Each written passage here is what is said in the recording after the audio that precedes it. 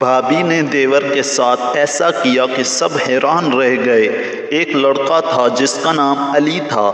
وہ اپنی بھابھی کو بہت رسپیکٹ کرتا تھا، لیکن ایک دن اس نے دیکھا کہ اس کی بھابھی روز کسی سے چھپ کر فون پر باتیں کرتی ہے۔ علی کو شک ہونے لگا۔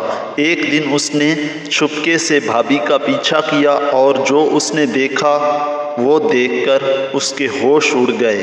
بھابھی ایک دکان پر گئی اور وہاں کسی سے پیسے لے رہی تھی۔ علی غصے میں گھر آیا اور بھابھی سے سوال کیا، یہ سب کیا ہے؟ بھابھی خاموش ہو گئی، پھر آنکھوں میں آنسو آ گئے اور اس نے کہا، میں تمہارے لیے سرپرائز تیار کر رہی تھی۔